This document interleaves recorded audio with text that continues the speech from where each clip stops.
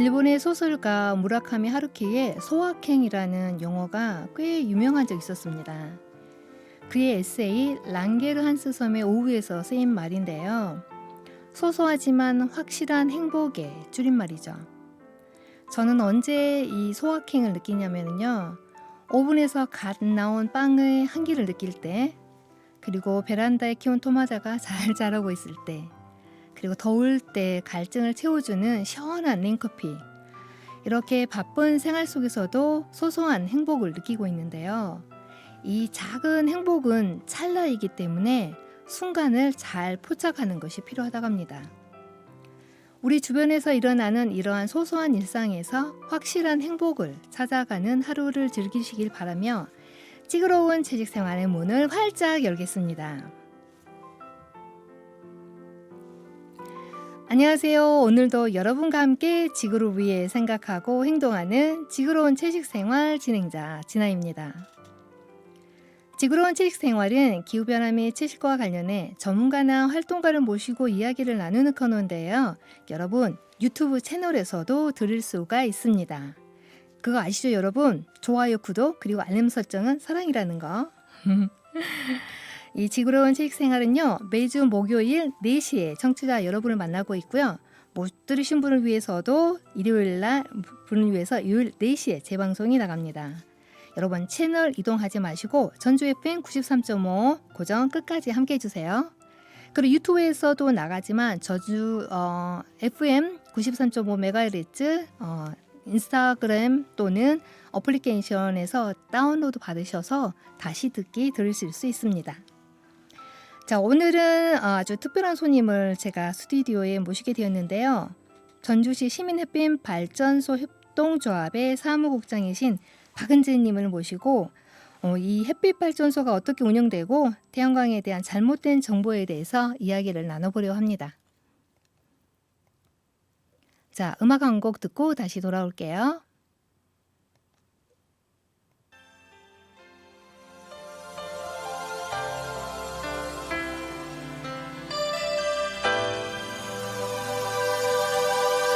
빗방울 떨어지는 그 거리에 서서 그대 숨소리 살아있는 듯 느껴지며 깨끗한 부탄 나를 숨기듯 지니고 나와 거리에 투명하게 색칠을 하지.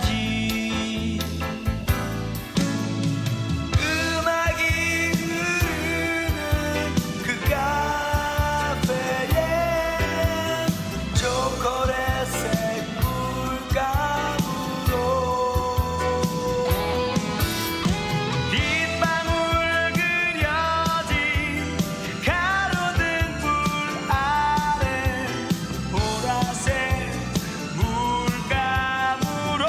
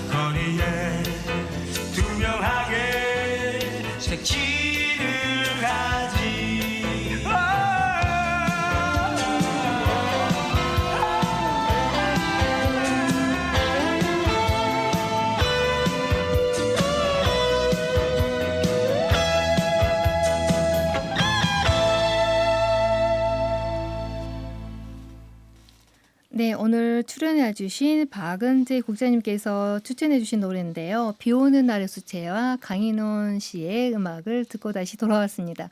요즘 비가 필요하긴 한데 너무 많이 와서 걱정인 분들이 굉장히 많으세요. 비닐하우스 하시는 분들, 그리고 또 오늘 주제인 그 태양광 발전소하고 좀 관련이 있는데요.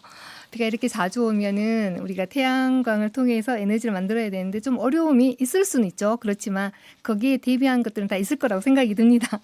제가 소두가 좀 길었는데 오늘 초대 손님을 만나보도록 하겠습니다. 안녕하세요. 안녕하세요. 네, 오늘 새로운 일을 지금 맡으셔서 많이 바쁘실 텐데 오늘 이렇게 와주셔서 감사드리고요. 굉장히 경력이 화려하세요. 그래하지 네. 않고요. 아, 그래요? 그래, 제가 봤을 때는 좀 닮고 싶다, 배우고 싶다, 많이 배우고 싶다라고 하는 부분에 일을 하고 계셔서 굉장히 부럽고요. 그래서 오늘 그동안 어떤 일을 해오셨는지 좀 본인 소개를 좀 부탁드릴게요. 네, 일단 너무 과찬을 해주셔서요. 저는 전주 시민햇빛발전협동조합의 신임 사무국장 박은재입니다. 이전에는 전북 지속가능발전협의회에서 일을 했었고요. 전북형 에너지자립마을 그리고 전라북도 3, 4차 지역에너지계획 연구원으로 일하면서 에너지에 관한 관심을 많이 갖게 됐어요. 그 과정에서 지역에너지전환 전국 네트워크에 전북목세 운영위원도 했었고 탄소중립 전북행동 사무처장도 했었고 전북 햇빛발전협동조합 이사장도 겸임하고 있습니다. 아, 네, 정말 그 에너지 전문가라고 할 정도로 이렇게 귀한 분을 오늘 우리 전주 공동체 전주 FM 93.5에서 지금 함께 하고 계십니다. 그 궁금한 게 있는데요. 그 경력 중에 네. 전북형 에너지 자립마을이라는 게 어떤 건가요? 지금 농촌에 있는 마을들은 사실은 소득은 적지만 에너지 비용은 더 많이 쓰는 형태로 지금 살고 있거든요. 네. 그래서 전라북도만의 에너지 자립 마을을 형태를 한번 만들어 보자라고 해서 전라북도에서 시작한 사업이고요. 이거를 저희가 위탁받아서 진행을 했었고 전라북도 시군에 있는 각 시군마다 마을 하나씩을 선정을 해서 네. 에너지 자립 마을을 만드는데요. 여기 있는 마을 주민들하고 같이 우리 마을을 어떻게 에너지 자립 마을로 만들 것인가 계획을 세우고 일부 태양광 시설, 그 다음에 태양열 시설, 그리고 공동 태양광 시설 이런 것들을 좀 해서 그 마을의 에너지 효율을 높이는 것, 네. 그리고 에너지 비용을 적게 하는 것 이런 것들 일을 했었고요. 현재는 저희가 진행을 하다가 현재는 전라북도 전체 사업을 저희가 맡아서 하다가 2020년 이후부터는 각 시군에서 네. 각자 알아서 진행하고 있는 사업입니다. 아, 그렇군요. 그런데 우리가 이 기후위기 시대에서 앞으로의 방향은 스스로 에너지를 만들어서 쓰는 그런 방향이 맞는 거죠. 그 네. 방향으로 가야 된다고 생각을 하는데 맞죠? 그리고 한 가지 더 제가 박은재 사무국장님 하면 떠오르는 게 전국 최초로 갱리단길에서 그 공유컵을 제한하고 실시한 걸로 알고 있어요. 네, 맞나요? 네네네 맞습니다. 혹시 지금도 이게 시행이 되고 있나요? 네, 제로 플라스틱 전북이라는 사업인데요. 네. 2019년에 저희가 시작을 했었고 당시에 5천만 원 금액으로 시작을 했었고 갱리단길에 있는 카페들이 네. 18군데 카페 업주님들이 이 공유컵을 쓰기로 약속을 해주시면서 시작됐던 사업인데요. 네. 이게 많은 시민들도 호응해 주셨고 카페 사장님들도 열심히 해주셔서 이게 좀 사업이 커졌어요. 제가 올해 들은 얘기로는 그 사업이 전라북도에서 6억 원 네. 그리고 환경부에서 6억 원을 지원하는 12억짜리 큰 사업으로 지금 커진 것으로 알고 있습니다. 아, 그래요. 네. 그런데 이것을 본 하나의 어떤 예시로 해서 다른 지역에서도 이게 네. 실시를 하고 있더라고요. 네, 맞습니다. 네, 굉장히 이제 플라스틱 제로 그것이 이제 우리 에너지 전환도 필요하지만 우리가 사용하는 소비도 줄여야 되는 측면에서 굉장히 전라북도의 그 기후 변화 대응에 활동에서 큰 성과를 내셨던 걸로 박수를 드리겠습니다. 네, 감사드리고요. 오늘 이제 얘기 나눌 주제는 이제 그 지금 계시는 전주시민 햇빛발전 협동조합에 대해서 얘기를 나누고 또 그 태양광 발전에 대해서 많은 사람들이 잘못 알고 있는 오해들이 있는 것 같아요. 네. 그런 얘기를 좀 더 이제 이야기를 풀어 나가도록 할 텐데요. 이제 아신 분들도 계시겠지만 이 전주시민 햇빛발전 협동조합이 어떤 계기로 언제 결성이 되었는지 좀 설명을 부탁드릴게요. 네, 2015년도부터 준비 작업이 있었던 것 같고요. 2015년하고 16년 사이에 전주시가 법정 계획이 아닌데도 전주시 지역 에너지 계획을 수립하게 됩니다. 이거를 시민 참여형으로 네. 계획을 수립했고요. 여기서 지역 에너지 계획이 만들어졌을 때 민관 협력 과제로 시민 햇빛 발전소 건립이라는 과제가 선정이 돼요. 네.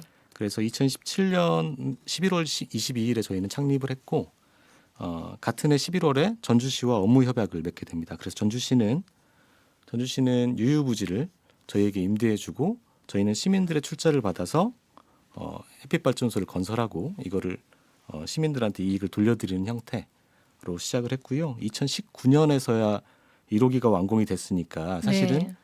생기고 나서도 결성되고 나서도 1호기까지는 조금 좀 시일이 걸렸죠. 네, 한 5년 정도 걸렸네요. 네네. 네. 그러면 이제 나중에 자세한 발전소에 대해서는 말씀을 좀 여쭈기로 하고요. 우선 그 조합원들이 만드는 협동조합이잖아요. 네. 그래서 조합원은 한 몇 명 정도 되고 이게 햇빛발전소가 어떻게 운영되는지 좀 궁금하거든요. 네. 규모는 어느 정도 되는지. 일단 저희 조합원 수는 오늘 기준으로 362명이 참가하고 있고요. 네. 총 출자금은 7억 6,550만 원 정도 음. 출자금이 현재 들어와 있습니다. 출자금이라고 하면은 시민들이 낸 비용인가요? 네, 맞습니다. 저희 어. 조합원이 되시면서 네. 조합원으로 가입하시면서 네. 낸 출자금 이걸 전체 합산했을 때 그 정도입니다. 네. 그럼 1인당 한 개인이 네. 구자를 갖는 개념인가요? 네, 맞습니다. 저희가 조합원으로 가입하기 위해서 네. 한 구자 이상 네. 가입을 하시면 되는데 한 구자가 10만 원이고요. 네. 최대 한 분이 출자할 수 있는 금액은 저희 정관상 3천만 원으로 막아뒀습니다. 아, 네. 또 제한이 있는 거군요. 네네. 저희가 그 많은 금액을 많이 받아서 많이 올리면 좋겠지만 그것보다는 많은 시민들이 참여할 수 있는 길을 열어두기 위해서 네. 그렇게 제한을 해뒀던 걸로 알고 있습니다. 네. 그러면 주로 이제 말씀하시기를 그 전주시하고 지금 협약으로 인해서 전주시의 이제 유휴 부지, 그러니까 네. 사용하지 않는 땅에다가 건설을 하는 거잖아요. 네, 맞습니다. 그래서 지금 얼마 정도 어떻게 규모가 돼 있나요? 저희가 현재 6호기까지 완공이 돼 있고요. 네. 조금씩 용량은 다르지만 대부분 100kW 네. 용량으로 6호기 네. 정도까지 돼 있고 1호기는 효자 배수지. 혹시 배수지라고 하면 저희가 사용할 물을 네. 사용하기 위해서 미리 가둬놓는 네, 네. 형태인데요. 그냥 시민들이 볼 때는 그냥 땅입니다. 그렇죠. 땅인데 네. 그 지하는 사실 콘크리트 구조물로 돼 있거든요. 네. 그 위에다가 효자 배수지 위에다가 1호기를 완공을 했고요. 네. 2, 3호기는 호성동에 있는 천마배수지. 천마배수지 호송동 있나요? 네, 맞습니다. 네. 천마배수지에 있고 네. 4호기는 어울린 국민체육센터에 있고요. 네. 옥상에 있고 5호기는 전주 영화촬영소 옥상에 있습니다. 네. 그리고 6호기는 완산 생활체육공원 주차장에 현재 네. 완공이 돼 있습니다. 그럼 혹시 이제 각각 그 이제 6개 호가 있는데 네. 여기에서 나온 에너지를 만들어서 주로 전주 시민들이 사용할 수 있게끔 공급을 해주는 건가요? 아닙니다. 저희는 전기를 생산을 해서 네. 한전에 판매를 하고 있고요. 아, 네. 한전에 판매를 하고 있고 지금 현재는 저희가 만들어서 곧바로 사용할 수 있으면 좋지만 사실은 네. 전기라는 에너지는 저희가 만드는 즉시 사용하지 않으면 없어지는 거거든요. 네. 그래서 보통은 ESS라는 배터리 시설을 하기도 하는데 네. 저희는 그렇게 하진 않고 한전에 직접 판매하는 형식으로 하고 있습니다. 그럼 이제 그 한전에서 이제 우리 시민들이 쓰는 건 한전에서 지금 받아서 쓰는 게 그렇게 돼 있는 거고 그런 네네. 구조로 돼 있군요. 네. 혹시 우리 여기 지금 6호기까지 있는데 네. 여기서 나오는 에너지 전기가 네. 혹시 전주시가 사용하는 에너지의 몇 퍼센트 정도 굉장히 사실은 네네. 보니까 뭐 영화 촬영소라든지 주차장이라든지 보니까 굉장히 아직까지는 그 규모가 적긴 네. 해요. 네네네. 혹시 전주시 그러니까 아까 지금 그 각각 마을에서 자립하는 전북형 에너지 자립 마을 그 얘기를 하셨잖아요. 그럼 네네. 전주시도 우리가 에너지를 만들어서 지금과 같은 이 햇빛 발전소처럼 이런 발전소에서 나온 에너지를 사용하면은 사실은 크게 문제는 되지 않을 것 같은데, 그렇죠? 네. 그래서 네. 작년에 사실은 네, 분산 에너지 특별법이 통과가 돼서 네, 이제 그렇게 분산 에너지 그러니까 저희가 만드는 지역에서 만드는 전기를 우리가 우선해서 쓸 수 있는 이런 제도가 만들어지긴 했어요. 그런데 네. 현재는 아직 시행 단계에 있지는 않고요. 네. 아까 말씀하신 저희가 햇빛 발전소에서 만드는 전기가 전주시에서 사용하는 전기의 얼마 정도를 차지하냐? 네. 사실은 너무 미미해서 계산이 네. 사실은 계산이 필요 없을 정도의 아주 네. 미미한 양입니다. 그래서 많은 시민분들이 참여해 주시고 시가 더 적극 협조를 해주신다면 지금도 많이 뭐 도움을 주고 계십니다만 네. 해주신다면 아마 유의미한 수치를 언젠가 낼 수 있지 않을까 네. 기대하고 있습니다. 저도 희망해 봅니다. 네. 지금 이제 조합원 수가 360명 정도 되는데 혹시 네. 다른 지자체에서도 햇빛 발전소와 같은 그런 기능을 하는 네네. 활동들을 하고 있는 곳이 있나요? 우리나라에서 전국적으로 가장 유명하고 잘 되는 곳은 안산 네. 시민햇빛발전 협동조합이고요. 음. 안산의 경우는 이미 조합의 규모가 네. 전주 햇빛조합의 규모보다는 거의 한 50배 정도 큰 50배요? 네, 그 정도 어. 규모를 가지고 있고 네. 최근엔 인천 시민햇빛발전 협동조합도 잘 되고 있는데요. 네. 여기는 교육청하고 협약을 네. 맺고 진행하는 사업들을 많이 하고 있어요. 네. 그래서 학교 보시면 그러니까 학교 본관에서 운동장으로 내려가는 사이에 있는 계단 있잖아요. 네. 보통 스탠드라고 부르는 네. 그 계단 공간을 활용해서 하는 태양광 발전 시설 그리고 주차장을 이용해서 하는 태양광 발전 시설 이런 것들을 하고 있고요. 저희도 이제 뭐 시하고 현재 협력하고 있지만 도나 교육청과 협력해서 이런 사업들을 확대해 보려는 계획을 가지고 있습니다. 그러니까 이제 지금 새로 오셨잖아요. 네네. 여기 그 전에 이제 다른 활동을 하시고 지금 햇빛 발전소에 있는 사무국장으로 오신 지 얼마 안 됐는데 네. 앞으로 계획에 그런 게 지금 다 들어가 있는 거죠. 네, 일단은 뭐 제 계획이지만 사실은 네. 협동조합은 조합원님들이 주인이기 때문에 이런 계획들을 실행을 하려면 당의 총회에서 사업 계획이 통과돼야 사실 할 수 있는 거예요. 네. 그래서 이런 일들을 차근차근 구상해서 네. 잘 만들어서 내년 총회 때 이거를 실행할 수 있게 힘을 받게 되면 한번 실행해봐야죠. 그리고 그 전에 긴급하게 들어오는 건들은 사실은 이사회를 통해서 운영되게 돼 있습니다. 네. 그래서 사실은 제가 사무국장이지만 사무국장이 할 수 있는 일은 총회와 이사회에서 결정된 내용을 집행하는 것뿐이다. 이렇게 말씀드릴 수 있을 것 같아요. 그런데 이제 그 중간 네. 가교 역할을 하시지만 네네. 그동안의 그 활동을 보면 대부분 에너지 관련된 일을 하셨잖아요. 네. 그렇기 때문에 그 가교 역할을 아주 잘하시고 회원 수가 더 늘어나지 않을까요? 아, 네.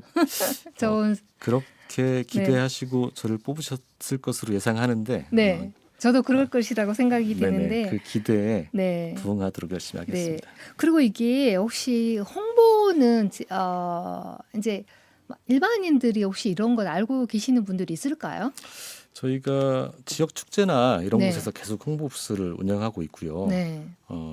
사실은 대규모 홍보비를 쓸 만큼의 저희 재원은 가지고 있지 않아서 사실은 입에서 입으로 아름아름 전해지는 형태인데요. 네. 지금 작년에 저희가 배당을 좀 높게 하면서 네. 올해 본의 아니게 좀 입소문이 났어요. 네네. 네, 그래서 지금 현재는 발전소가 지어지지 않고 있는 상황, 그러니까 현재 협의하고 있지만 네. 실호기가 올라가고 있지 않은 상황에서 너무 많은 출자금이 들어와 있어서 네. 이게 사실은 좀 부담입니다. 왜냐하면 출자금은 저희가 출자금에 대해서 배당을 매년 하잖아요. 네. 그런데 아직 사업이 진행되고 있지 않은데 출자금이 들어와 있는 건 저희한테 사실은 빚이거든요. 그런데 올해 그 7%의 여파가 컸는지 네. 물론 저는 그 배당금만 보시고 저희한테 출자하셨다고 생각하지는 않지만 이제 전주 시민햇빛발전 협동조합이 힘 받을 수 있도록 많은 시민분들이 관심 가져주고 계신다 네. 이렇게 보거든요. 그래서 현재는 그런 상황입니다. 그래서 저희가 소문이 많이 나진 않았지만 운영이 안 될 만큼은 아니다. 운영이 네. 될 만큼은 충분히 되어 있다. 이렇게 말씀드립니다. 올해 배당금 7%라고 혹시 들으셨나요? 시청자 여러분, 청취자 여러분. 그래서 앞으로 좀 더 많은 그 조합원들이 네네. 출자를 하고 또 그 지금 전주시에 있는 유부지라고 하는데 네네. 전주시뿐만 아니라 아까 교육청 말씀하셨잖아요. 네네. 교육청이나 관내에 있는 사실은 그런 공간들이 많이 있잖아요. 네. 주차장이라든지. 그래서 좀 더 아까 인천 안산 말씀하셨듯이 네네. 그런 곳에도 좀 그 틈틈이 있는 곳에 많은 어떤 태양광이 설치돼서 에너지 자립을 이뤘으면 좋겠다는 생각이 들고 우리가 방금 잠깐 배당금 얘기를 했는데요. 네. 아마 대부분 이제 그 조합원들이 꼭 배당금 때문에 사실은 이게 출장한 건 아니잖아요. 네. 에너지 자립이나 아니면 기후 변화에 대응하는 하나의 방법으로서 지금 에너지 전환에서를 이루어야 된다라는 측면에서 이제 가입을 해주신 걸로 알고 있는데. 이제 그 조합원들 발전소 운영하면서 그 누리는 이점이 있다면 어떤 것들이 있을까요? 일단은 아까 말씀드렸던 첫 번째로는 배당금 말씀을 네. 드릴 수 있을 것 같고요. 두 번째로는 전주시의 에너지 전환에 내가 직접 기여하고 있다는 자부심을 가져가실 수 있습니다. 네. 실제로 저희가 조합원 가입을 할 때 가입 동기를 묻는 질문이 있어요. 거기에 압도적으로 네. 전주시의 에너지 전환에 기여하기 위해서란 답변이 압도적으로 많습니다. 네. 그리고 세 번째로는 저희 조합원 소모임, 해뜰 날이라는 소모임이 있고요. 네. 여기에 자유롭게 참가하실 수 있고 기타 행사, 교육 등에 자유롭게 참가하실 수 있습니다. 그리고 무엇보다도 조합원, 그러니까 협동조합은 조합원이 주인입니다. 협동조합은 누구나 출자금의 규모와 상관없이 네. 1인당 1표의 의결권을 가져요. 그래서 이 조합의 운영에 직접 참여하실 수 있고 이 조합의 운영 방향에 대해서도 결정하실 수 있다. 이 부분을 말씀드립니다. 네. 그러면 조합원이 되고 싶다면 어떻게 참여할 수 있는 건가요? 일단은 메모하실 수 있을지 모르겠지만 063 네. 905에 4104로 전화하시면 제가 이 목소리로 받아드립니다. 네. 목소리 받아드리고 괜찮죠? 받아들이고 여기서 가입 절차를 자세하게 설명드릴 거고요. 인터넷 이용이 자유로우신 분들은 전주시 에너지센터 네. 홈페이지에 들어오시면 상단에 하이 에너지라는 탭이 있어요. 여기를 클릭하시면 전주 시민 햇빛 발전 협동조합 조합원 가입 버튼이 보입니다. 이걸 눌러서 가입하시면 저희가 그 후 절차는 따로 안내를 해드립니다. 또는 전주시 에너지센터를 직접 방문해 주셔도 괜찮은데요. 이 세 번째 방법은 아마 다음 달부터는 네. 달라질 것 같으니까 첫 번째, 두 번째 방법을 미리 좀 네. 많이 이용해 주시면 좋겠습니다. 네, 먼저 전화 905-4104로 전화를 주시거나 아니면 전주 에너지센터 홈페이지 상단에 보면 하이 에너지에 네네. 그 클릭하셔서 이제 가입 버튼이 나오면 거기에 가입하시면 되는 거고요. 네네. 전주 에너지센터를 방문하셔도 되는데 아마 다음 달에 아마 이사를 가는 것 같아요. 네, 이사를 그래서, 계획하고 네, 있습니다. 네, 그래서 905-4104로 전화 주시거나 전주 에너지센터 홈페이지 상단 하이 에너지를 클릭하셔서 가입하시면 됩니다.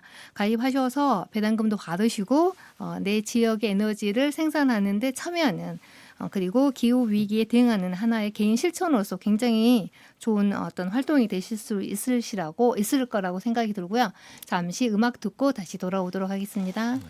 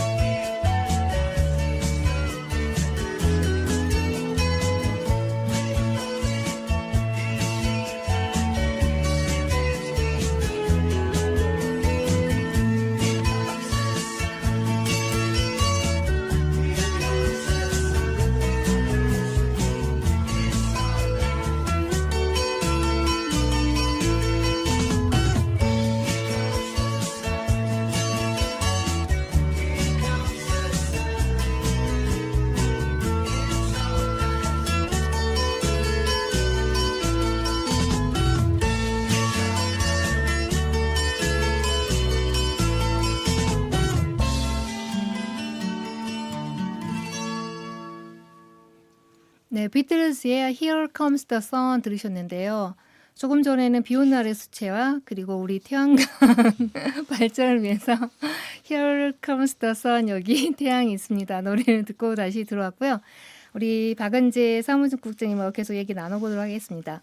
이렇게 이제 조합원들이 수가 지금 늘어나고 있고 그 얘기는 이제 시민들의 어떤 기후위기 대응에 대한 참여도가 높다라는 것을 반증하는 것이 아닌가 싶은 생각이 드는데요.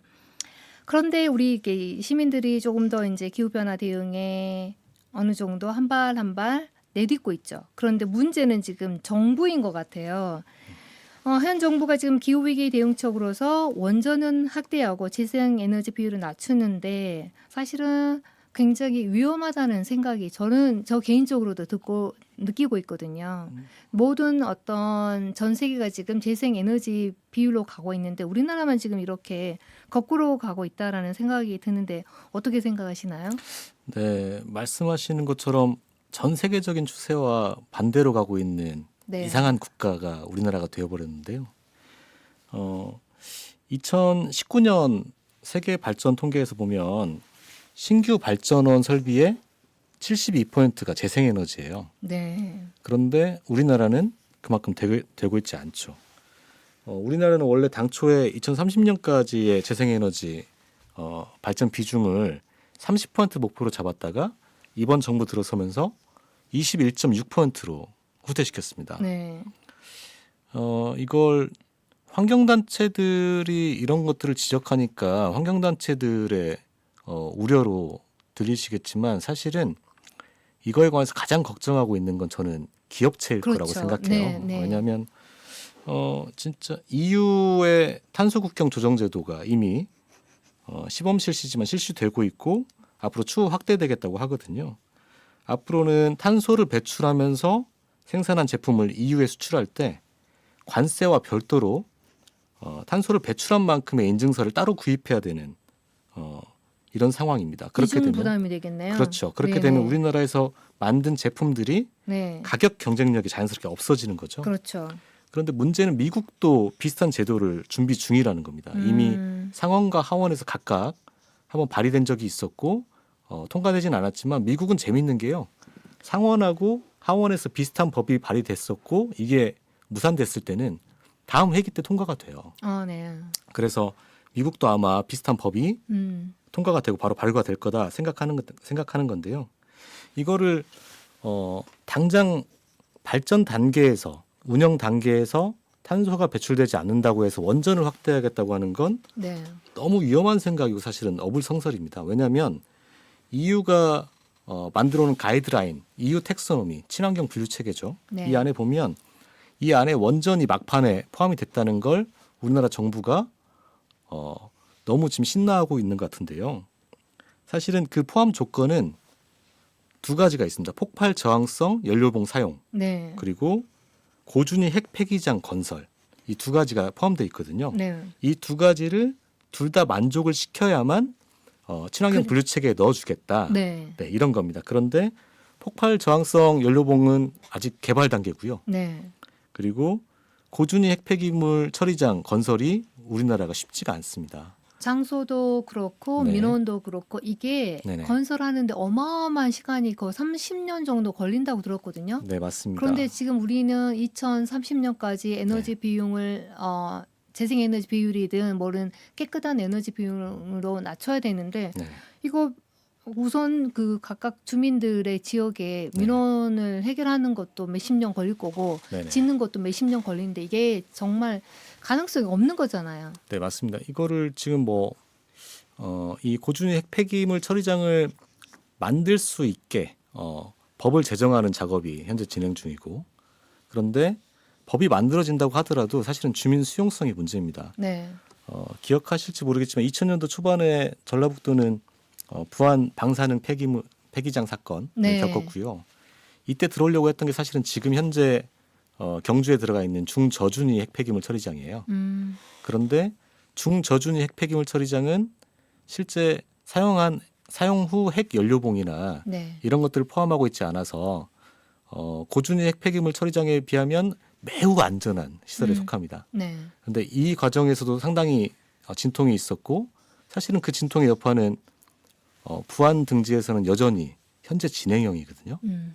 그런데 고준위 핵 폐기물 처리장을 정부에서 추진하려고 할 때 이거를 받는 지자체에 우리가 엄청나게 큰 혜택을 주겠습니다. 인센티브를 주겠습니다라고 얘기를 해도 이거에 손들고 찬성할 수 있는 지자체장이 과연 나올 수 있을까? 주민들이 네. 가만히 있지 않겠죠. 네네. 예를 들어서 쓰레기 소각상 하나 들어오는데도 그렇게 강렬한 어떤 주민들의 네네. 반발이 있는데 네네.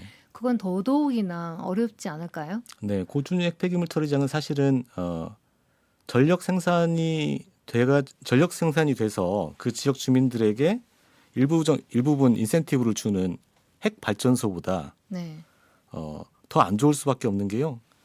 전력 판매 기금은 나오지 않고 위험성만 가지고 가는 거거든요. 네. 자, 관리의 위험성 이런 것 때문에 사실은 굉장히 더 어려울 수 있다.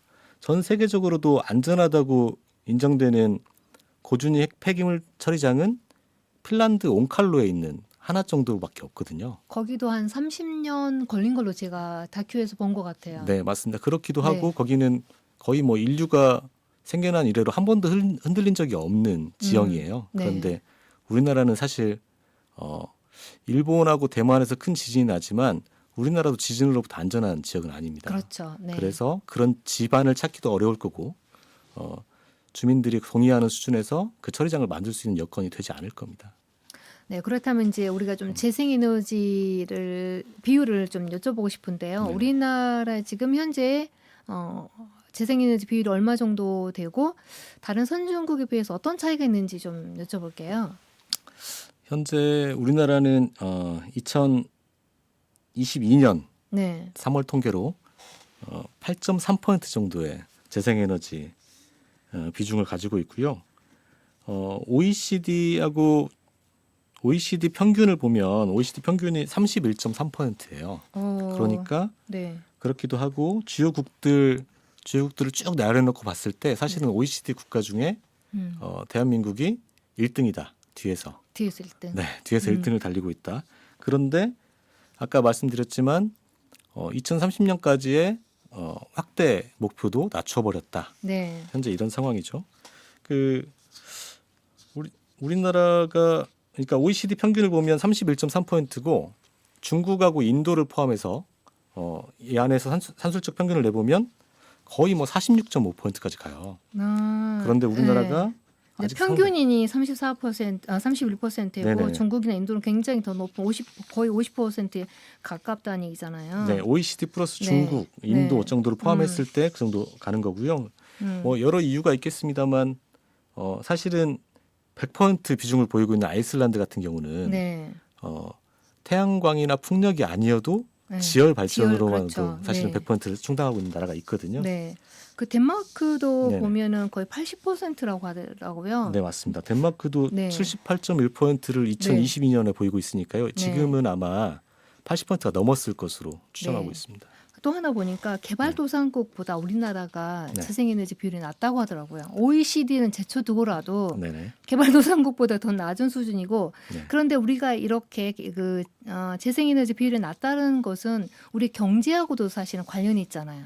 네, 맞습니다. 네, 국민의힘의 전 비상대책위원장인가요? 그분께서 하는 얘기가 아리백을 알면 뭐하고 모르면 뭐하냐라는 그 발언을 듣고 저는 정말 기절할 뻔했는데 이게 아리백이 그냥 아리백이 아니지 않습니까? 네, 맞습니다. 네, 이 재생 비율이 낮다라는 것은 우리 경제하고 연관이 있는데 그 얘기 좀 잠깐만 좀 해주시겠어요?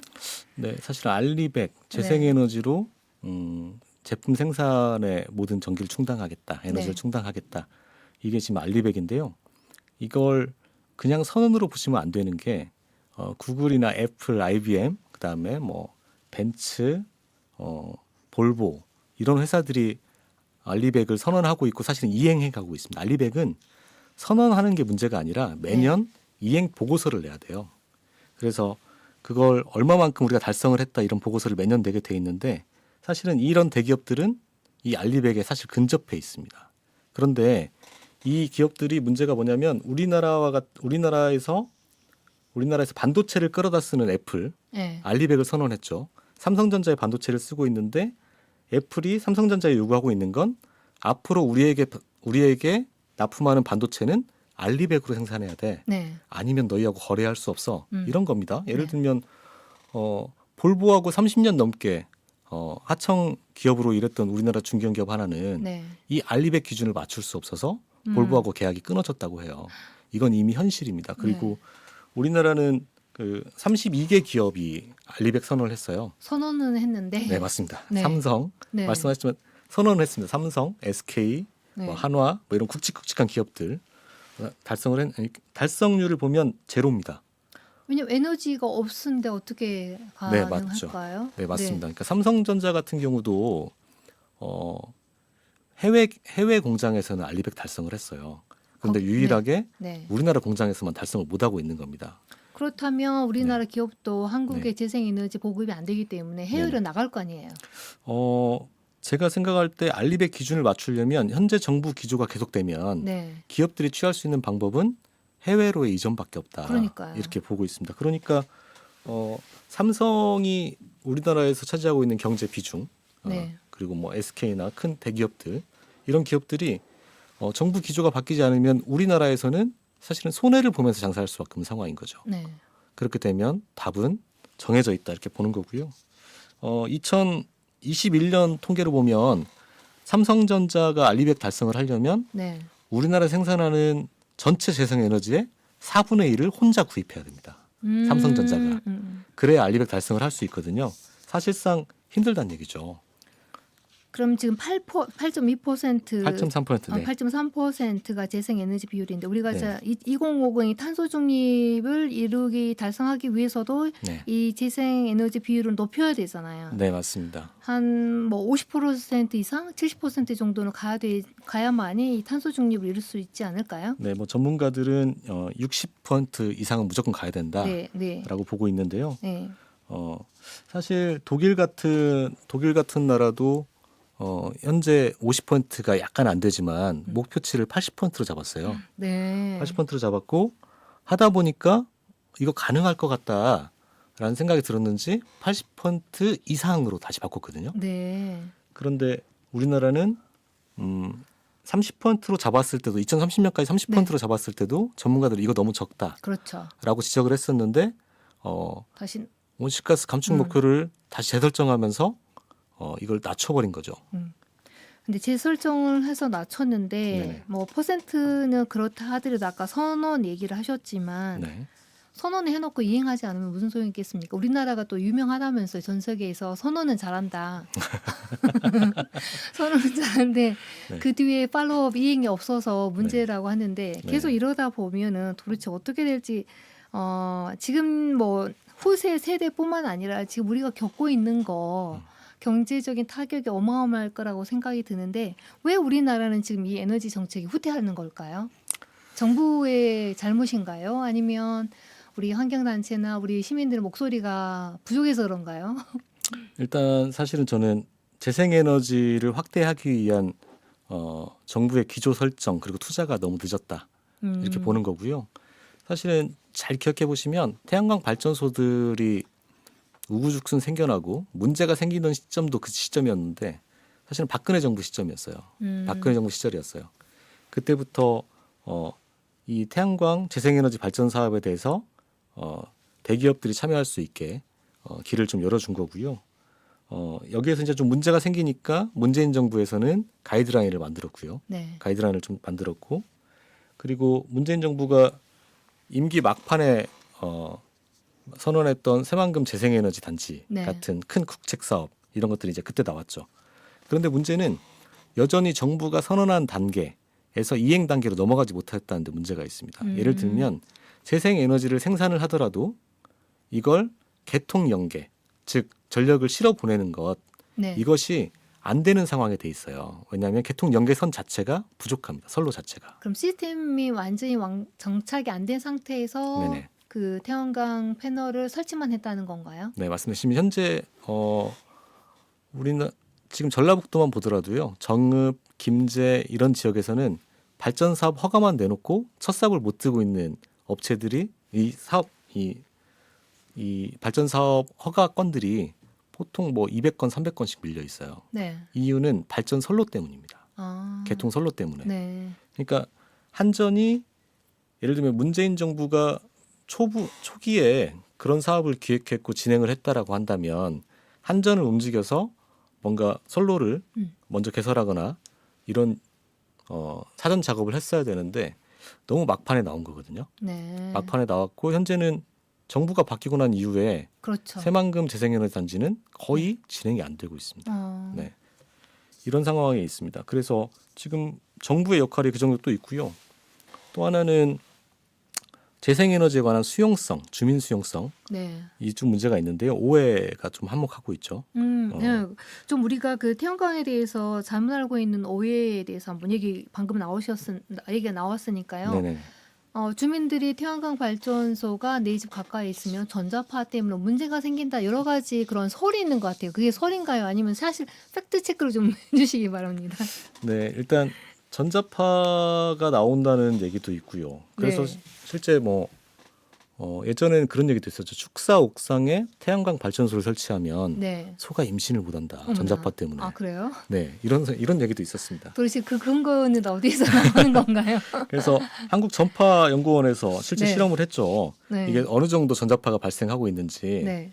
결론부터 말씀드리면 태양광 발전소에서 나오는 전자파는 제가 매일 앞에 놓고 쓰는 노트북보다 적습니다. 그런데 노트북은 제 앞에 있는 거지만 네. 태양광 발전소는 집 멀리. 밖에 있는 거잖아요. 그렇죠. 그러면 어떤 게 더 위험할까 이런 얘기도 있고 이런 그렇게 걸 한번 설명할 수 있겠네요. 네, 네네. 이런 걸 한번 짚어보고요. 실제 TV나 네. TV보다 적고 우리가 매일 쓰는 헤어드라이어는 태양광 발전소에 나오는 전자파에 한 60배 정도 나오고 있거든요. 아 그래요? 그래서 이 전자파 가지고는 전자파는 사실 낭설에 가깝다. 그리고 또 가짜 뉴스가 많이 있어요. 네. 어떤 것들이 있나요? 예를 들면 카드뮴 때문에 네. 태양광 패널에 들어있는 카드뮴 때문에 뭐 중금속. 네, 중금속 때문에 네. 우리나라 땅이 망가지고 있다. 땅이 오염되고 있다. 이런 얘기가 있었는데요. 실제로 카드뮴을 사용한 태양광 패널들이 있긴 하지만 이건 전부 다 해외에 있는 겁니다. 우리나라에선 단 한 번도 네. 카드뮴이 함유된 태양광 패널이 유통된 적도 설치된 적도 없습니다. 그런데 이런 네. 가짜 뉴스가 왜 그 우리 국민들에게 네. 그런 정보들이 전달이 됐을까? 어떤 경로로 왜 어떤 의도가 있지 않았을까요? 나쁜 정보들이 유통되는 데에는? 네, 저는 이 태양광 발전, 그러니까 재생에너지 발전에 관련한 가짜 뉴스들이 어디서 유통이 됐을까 저도 한번 찾아본 적이 있어요. 아, 네. 아주 예전에는 모 국회의원이 국정감사 때 태양광 패널을 들고 나와서 네. 태양광 패널에 세척제를 뿌리면서 이 세척제 때문에 국토가 오염되고 있다. 네. 이렇게 주장한 적이 있고 모든 신문사들이 이걸 받았었습니다. 팩트 체크 없이. 네, 그렇죠. 그렇죠. 그런데 사실은 태양광 패널은 세척 기준에 물로 세척하게 돼 있어요. 네. 세척제를 쓰지 않게 돼 있습니다. 이유는 그 패널을 세척제로 닦아버리게 되면 사실 발전 효율이 떨어집니다. 그렇죠. 뭐 막 같은 것들이 네, 막이 벗겨지니까요. 벗겨질 수 네. 있을 것 같은데. 네. 이건 뭐 농담이지만 아까 비 오는 날의 수채화를 듣고 시작했는데요. 태양광 패널이 오늘은 발전을 쉬고 있지만 아주 깨끗이 세척이 되고 있는 날이거든요. 태양광 패널이 세척이 되면 다음 날부터 효율이 좋아집니다. 그러네요. 왜냐하면 먼지라든지 그런 네네. 것들을 비로 인해서 또 씻어주는 네네. 자연적인 어떤 세척 네네. 단계가 되는 거군요. 네, 그리고 이 오해, 이 가짜 뉴스 때문이기도 한데 사실은 정서적 반발감도 좀 있어요. 예를 들면 내가 몇십 년간 살아온 우리 마을에 가장 햇볕이 잘 드는 터에 네. 외지인이 들어와서 땅을 사고 우리의 이익과는 전혀 상관이 없는 시커멓게 뒤덮인 네. 태양광 발전소를 지어요. 이게 좋아 보일 리가 없죠. 네. 이건 당연히 정서적 반발감을 불러일으키는 겁니다. 이런 정서적 반발감과 이런 가짜 뉴스 네. 그리고 저는 약간의 제 견해까지 섞어보면 네.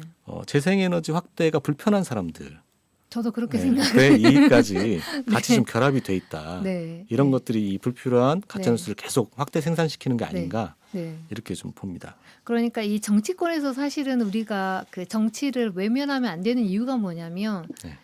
기업이 하는 역할이 있고 시민이 하는 역할이 있고 정부가 하는 역할이 있잖아요. 네. 이럴 때 이런 중재적인 역할이 그 정부에서 네. 바로 해줘야 된다고 생각하거든요. 근데 또 이제 이 정치권에서도 어떤 편향적인 어떤 한 집단의 이익을 위해서 목소리 내면 안 되는 거잖아요. 네. 그러니까 우리가 지금 계속 얘기하는 게 뭐 온전 마피아라는 얘기가 나올 정도로 지금 우리는 지금 그런 방향으로 가고 있다라는 걸 많은 국민들이 그렇게 인식을 하고 있거든요. 네네. 그래서 그러한 가짜 뉴스도 거기서 시작된 것이 아닌가라는 생각을 안 할 수가 없거든요.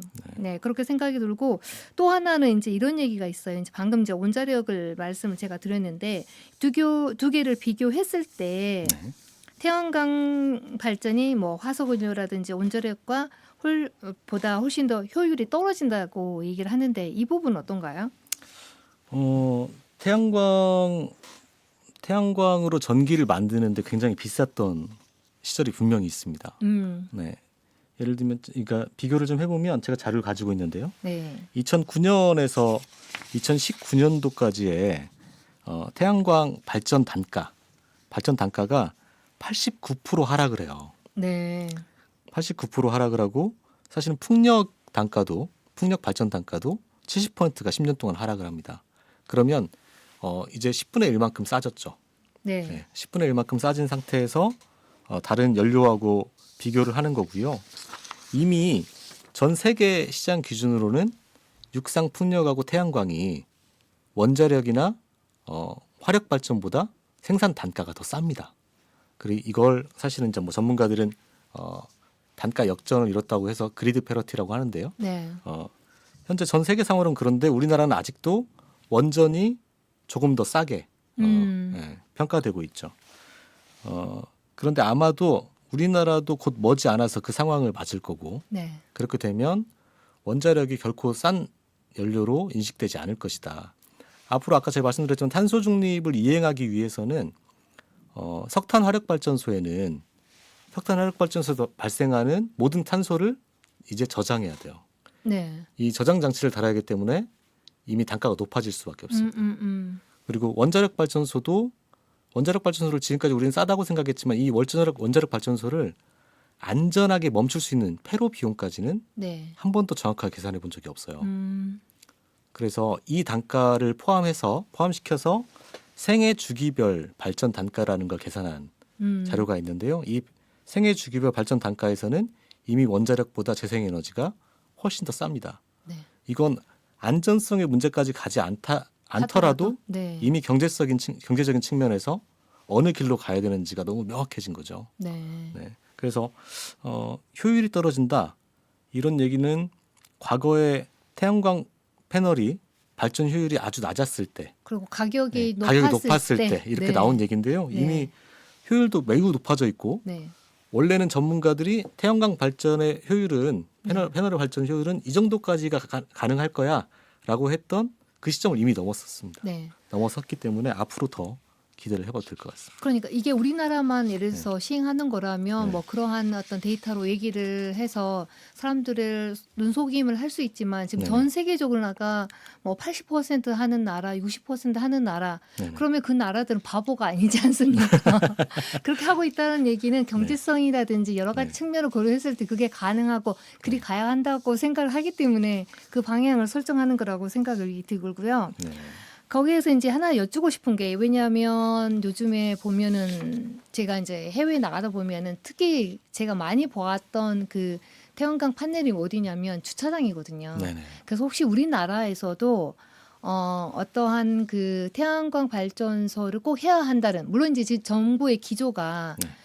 재생에너지 중심이 아니긴 하지만 그래도 뭐 전주시라면 전주시의 조례라든지 아니면 우리나라의 어떤 법에 의해서 재생에너지 비용을 어느 정도 그래도 지금 뭐 8점 몇 프로지만 21% 목표치를 두고 가는 측면에서 어떤 가이드라인이 있나요? 어디에다 무조건 설치를 해야 된다. 뭐 새로운 신건물에는 뭐 어느 정도 범위 내에서 뭐 태양광 판넬을 설치해야 된다는 어떤 가이드라인이 있는지 좀 궁금하거든요. 네, 그 재생에너지 설치와 관련해서는 우리나라 관공서들이 이제 내년부터 건설되는 모든 관공서들은 제로 에너지 빌딩의 기준을 맞춰야 돼요. 네. 그러려면 건물의 에너지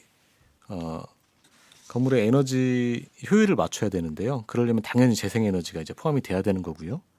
그 외에도 특정 규모 이상의 대규모 건물을 지을 때는 그 기준을 맞춰야 됩니다. 네. 앞으로 그렇게 가는데 아까 말씀하셨던 주차장 같은 경우는 이전에 환경운동연합에서 네. 예, 전주시에 있는 주차장들의 태양광 전주시에 있는 주차장에 태양광을 얼마나 많이 설치할 수 있는지 용량을 네. 조사한 적이 있어요. 꽤 많은 용량이 나오고요. 전주시 에너지 자립에 큰 영향을 줄 정도로 많은 용량이 나옵니다. 그렇다고 한다면 이걸 전주시가 그러면 좋겠지만 제 기대지만 이런 주차장들에 의무적으로 설치를 하게 조례를 바꾸게 된다면 큰 영향이 있겠죠. 그렇죠. 사실은 전주시도 얼마 전까지는 도로하고의 이격거리를 제한하고 있었어요. 예를 들면 네.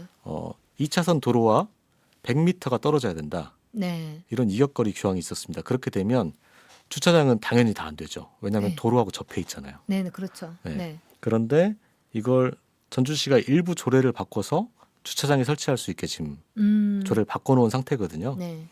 이런 식으로 약간의 조정이 좀 필요한데 문제는 전주시는 그렇게 돼 있는데 나머지 13개 시군은 여전히 도로와의 이격거리 제한에 다 들어가 있습니다. 네. 이런 것들을 좀 바꿔나가는 일이 좀 필요하겠죠. 네. 네. 거기에선 박은재 사무국장님이 한 역할이 필요하다고 생각이 드는데 저는 공동체 라디오의 역할이 더 크다고 그래서 또 제가 그 재생에너지에 대한 필요성 또 잘못된 어떤 오해에 대한 어떤 소지를 좀 풀어주기 위해서 또 사무국장님을 모시게 되었고요. 네. 앞으로 굉장히 할 일이 많으실 것 같아요. 네. 어쨌든 저는 제가 맡은 일이 첫 번째는 이거기 때문에 네. 더 많은 부지를 발굴해서 시민들하고 함께 할 수 있는 에너지 전환의 길로 가겠다. 이게 제가 가져야 되는 목표인 것 같고 현재 제 네. 목표입니다. 네. 어디에선가 봤는데요. 개인이 그러니까 태양광 발전 패널을 설치해서 에너지를 만들잖아요. 네. 그럼 그것을 팔 수 있게끔 독일의 어떤 한 마을인 것 같아요. 네. 근데 개인이 직접 판매를 할 수 없기 때문에 지자체가 중간에서 네. 판매를 해주는 거예요. 네네. 그렇기 때문에 어느 누구나 이제 개인이 시설이 아닌 어떤 한 자기 집 대부분 이제 우리나라하고 이제 아파트 구조하고 이제 주택하고 다르기 때문에 그 상황은 다르지만 주택에서 자기가 에너지를 만들어서 시에서 의무적으로 사가요. 그리고 사서 판매를 하고 그 이익금을 이제 돌려주고 만약에 이익이 나지 않았다 하더라도 그 지자체에서 어느 정도 보상을 해주는 그러한 마을이 있더라고요, 독일에. 네네. 그렇다면 이제 시민들도 좀 더 어느 내가 만든 에너지를 내가 쓰기도 하고 어떤 이익 창출이 되면 훨씬 더 관심을 갖고 네. 내가 가지고 있는 공간에 그런 걸 설치하면 네. 에너지를 쓸 수 있는 게 좋지 않을까요? 왜냐하면 큰 어떤 발전소를 만들면 아까 말씀하셨듯이 보내야 되고 하는 그런 네네. 송출소라고 하는 건가요? 변전소인가요? 정확히 제가 잘 모르겠는데 네. 그런 것들 없이도 자체적으로 이용할 수 있는 쓸 수 있는 에너지가 되지 않을까라는 생각을 해봤거든요. 네, 맞습니다. 사실은 우리나라의 에너지 정책의 가장 큰 문제가 발전소들이 전부 다 해안가에 위치해 있잖아요. 네. 그것도 다 지역에, 지방에. 그런데 우리나라에서 에너지를 가장 많이 쓰는 곳은 서울이나 서울과 지방. 경기입니다. 네, 이곳으로 모든 선로를 건설해서 네. 송전 선로를 건설해서 다 그쪽으로 보내고 있는 거거든요. 그런데 우리가 아무리 재생에너지로 좋은 전기를 만들어도 우리가 쓸 수 없어요. 지금 현재 상황에서는 전부 다 송전 선로에 실어야 됩니다. 네. 그런데 이것들을 이제 바꿔나가는 뭔가 제도 계기가 좀 필요한데요. 아까 말씀하셨던 내가 전기를 생산해서 우리 집도 쓰고 남는 전기는 옆집에도 팔 수 있고 네. 이런 것들이 사실은 일부 검토가 됐었습니다. 예전에 에너지 프로슈머라는 제도에 대해서 실제 우리 정부가 이걸 고민하고 제도화시키려고 했던 적이 있는데요. 사실은 지금은 안 되고 있죠. 네. 그렇게 된다고 하면 아마 이 분산 에너지 특별법이 아니더라도 내가 만든 에너지에 대해서 내가 먼저 쓰고 옆집이 쓸 수 있게 하는 형태, 이런 형태로 가게 한다면 조금 더 이익이 되겠죠. 네. 개인 주택, 그러니까 단독 주택에 거주하시는 분들은 본인이 쓸 만큼의, 사용할 만큼의 태양광 발전소를 건설하시면 제일 좋고요. 아파트에 사시는 분들은 그럴 수 있는 여력이 없잖아요. 네. 그런 분들은 전주 시민 햇빛 발전 협동조합에 문의를 해주시면 됩니다. 그렇게 다시 전주 시민 햇빛 발전소 홍보를 하게 되었습니다. 사실은 이게 그 여러 가지 방법들은 너무너무 많은 것 같아요. 근데 네. 방법의 문제가 아니라 사실은 정부의 의지의 문제가 아닌가 싶은 생각이 듭니다. 네. 네. 사실은 지난번 대선에서 너무 극명하게 드러났는데요. 재생에너지를 주장하는 분들은 한쪽 정당에 다 몰려 있고, 네. 원자력 발전이 주가 된다고 주장하는 분들이 또 한쪽 정당에 네. 몰려 있으면서 마치 이거는 정당끼리의 대선이 아니라 네. 에너지 전환과 원전 옹호론자들의 양극화, 양쪽의 대결이 되어버렸던 네. 상황이 있었어요. 그 상황에서 사실은 재생에너지가 확대된다고 했던 그 공약을 냈던 대선 후보는 사실은 졌죠. 네. 지고 나니까 지금 현재 정권을 잡고 있는 정당에서는 일부러 알리백에 대해서 모른 척하는 거 아닌가, 일부러 무시하는 거 아닌가. 그때 당시 대선 토론에서도 알리백 질문이 분명히 나왔었거든요. 네. 근데 그때도 현 대통령이 그랬죠. 그거 뭐 좀 모르면 어떻습니까? 그런데 지금도 그래서 네. 이 알리백에 대한 안갚음 하고 계시는 거 아닌가? 네. 저는 그런 추측도 좀 해봅니다. 너무 아쉽고요. 네. 갈 길이 멀다는 생각 때문에 조금 답답하지만 그래도 전주 시민 햇빛 발전소가 또 그 역할을 앞으로 하실 거라는 믿음이 있기 때문에 또 오늘 방송을 편안한 마음으로 제가 마치도록 하겠습니다. 네, 고맙습니다. 네, 오늘 귀한 시간 내주셔서 감사드리고요. 또 다른 기회에 뵙도록 하겠습니다. 네, 초대해 주셔서 감사합니다. 감사합니다. 네.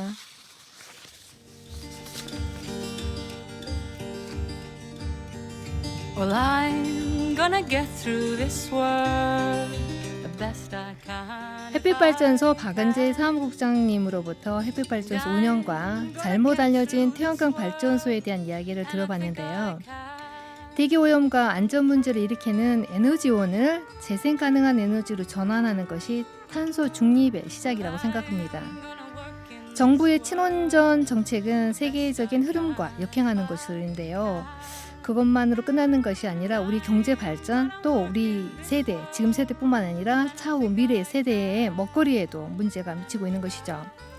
태양의 빛과 자연의 바람을 이용해서 전기를 만드는 재생에너지는 기후위기 시대를 살아가는 우리에게 꼭 필요한 에너지원이라는 것을 다시 한번 확인하는 시간이었습니다.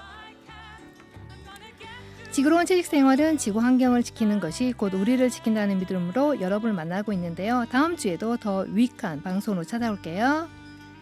지구로운 채식생활 진행자 진아였습니다.